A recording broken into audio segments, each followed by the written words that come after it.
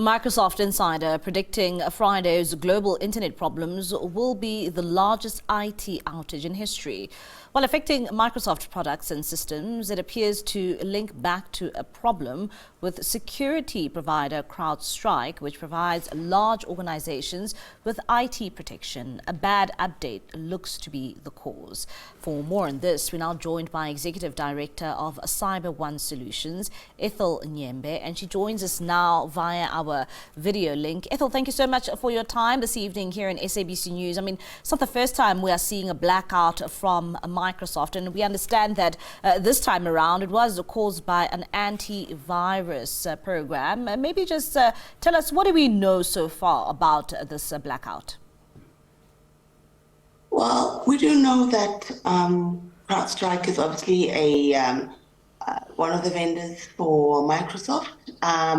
We also do know that the CEO did come out in the public domain to say they did roll back on the change that they wanted to implement, and we started seeing systems around the world coming back up. But I think in a number of incidences regarding businesses or even countries, a lot of damage had already been done and the systems had not been available. So that was unfortunate, but that is the truth. And when it comes to a blackout of this nature, I mean, you speak about companies and people trying to access their information. How bad is the one that we experienced today? I think across the world, if you think about news mediums such as this one that we are on, the SABC or Financial Times or Bloomberg, this has been said to be one of the worst in the whole world, and the largest in the whole world. And that's simply because Microsoft, in this instance, impacted across the board. And with that in mind, I would definitely say that I would agree with the reports that have been filed. It is certainly very large, and multi-geography impact has been felt. South Africa was no different. We also felt the impact. You could go to a restaurant at 7 o'clock in the morning, and if you were banking with certain banks in the country, you would find that you probably, if I just use a very simple example, you couldn't be able to pay for your breakfast because the systems of a particular bank were down. And And maybe of let's course, anyone else who's going to the airport, New Zealand, we started seeing the impact in New Zealand and the UK, as well as the US. If you're using certain airlines, you definitely could not go online because their systems were not available in order to verify that which was a ticket to you or a schedule for you. And let's talk about the impact. I mean, you're already talking about, some not being able to access, their banking systems in South Africa. And with a focus on South Africa, how were people inconvenienced? How were companies inconvenienced by this blackout? Absolutely inconvenienced. Not being able to access your systems.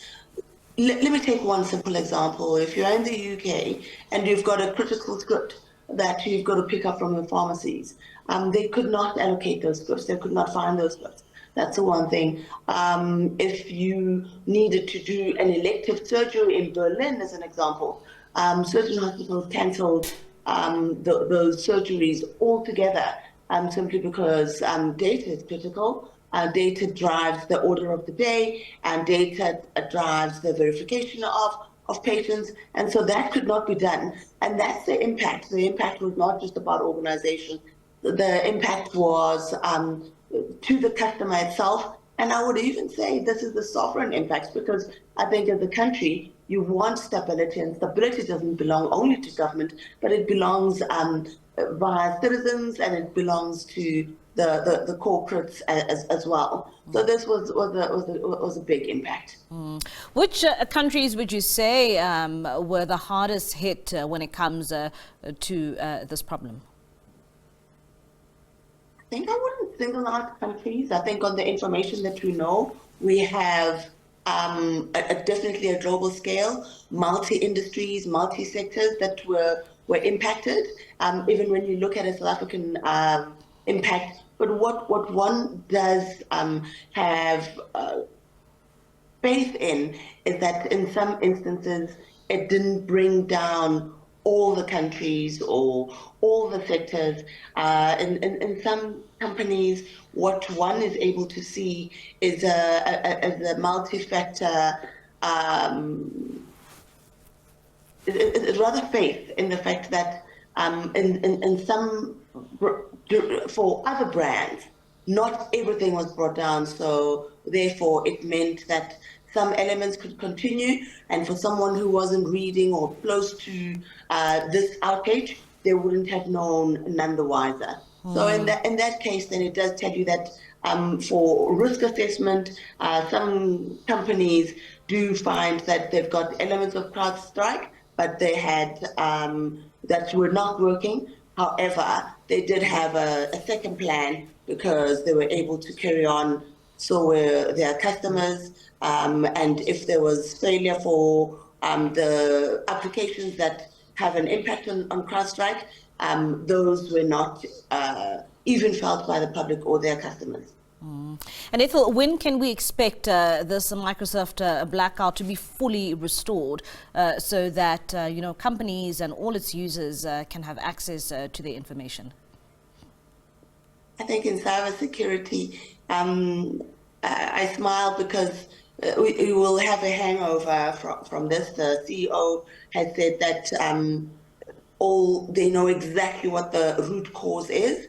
They are working on it, and as we could see in some countries, the trouble has alleviated and everything has now gone back to normal. But I do think that a number of the same environments will be testing. I think a number of boards will be asking themselves a few questions around how to best deal with the integration that has taken place within their systems.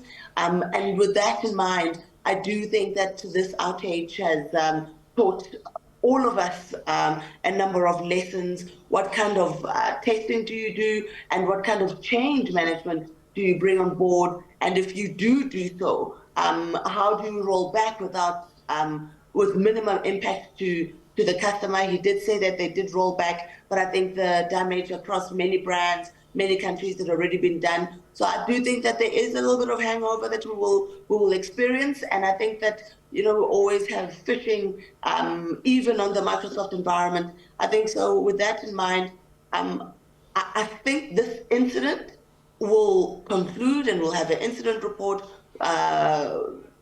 root cause analysis, and we'll all have a better understanding. But I think we remain absolutely vigilant at all times. All right, Ethel, thank you so much for your time.